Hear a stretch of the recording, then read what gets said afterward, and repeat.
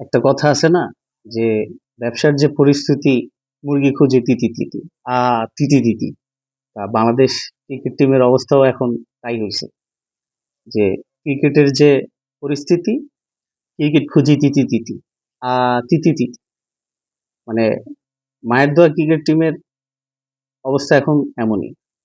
এরা রান খুঁজতে খুঁজতে আপনার পাগল হয়ে গেছে। এদেরকে সমস্ত বেতন বন্ধ করে দেওয়া উচিত। এই মায়ের দোয়া ক্রিকেট টিমে যারা আছে সকল খেলোয়াড়দেরকে আপনার এদের বেতন, বোনাস সবগুলো বন্ধ করে দেওয়া উচিত। তাইলে মনে করেন এরা ভালো খেলবে।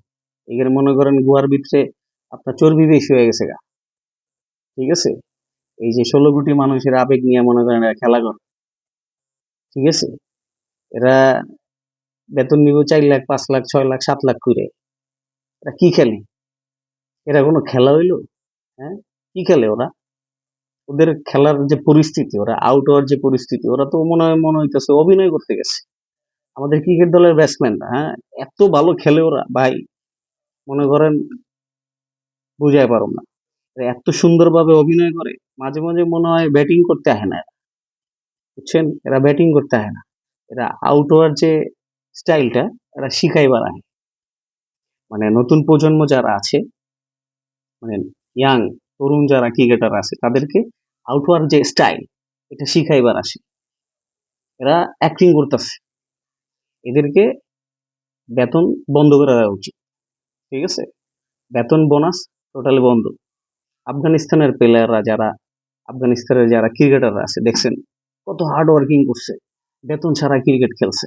জিম্বাবুয়ের মতো একটা টিম, ঠিক আছে, তারা কত স্ট্রাগল করে মনে করেন বাংলাদেশে হারাই দিতেছে। তাহলে বাংলাদেশ কেন পারতেছে না? বাংলাদেশ আফগানিস্তানের কাছ থেকেও হারে। আফগানিস্তান যে একটা দল, তাদের কাছেও হারে। তাহলে বাংলাদেশের কোন জিনিসটা নাই? ওদের আফগানিস্তানের যারা প্লেয়াররা আছে ওরা যে ফ্যাসিলিটি গুলো পায়, বাংলাদেশ ক্রিকেট টিমের যে, মানে মাহের দোয়া ক্রিকেট টিমের যে প্লেয়ার গুলো আছে তারা আরো বেশি পায়। আফগানিস্তান, জিম্বাবুয়েও এদের যে টিম মেম্বার গুলো আছে তাদের থেকে সব দিক থেকে ফ্যাসিলিটি, বেতন, বোনাস, গাড়ি বাড়ি থেকে সব দিক থেকে বাংলাদেশ আর ক্রিকেট বোর্ড আরো আরো বেশি ফ্যাসিলিটি দিতেছে ওদেরকে। তাহলে ওরা কি খেলে? এটা কোনো খেলা কয়? পাড়া ক্রিকেটে ওরা ওদের চেয়ে ভালো খেলে। ব্যাটিং পারে না, ফিল্ডিং পারে না, আউট হওয়ার ধরন দেখলেই বোঝা যায় যে ওর সমস্যা আছে।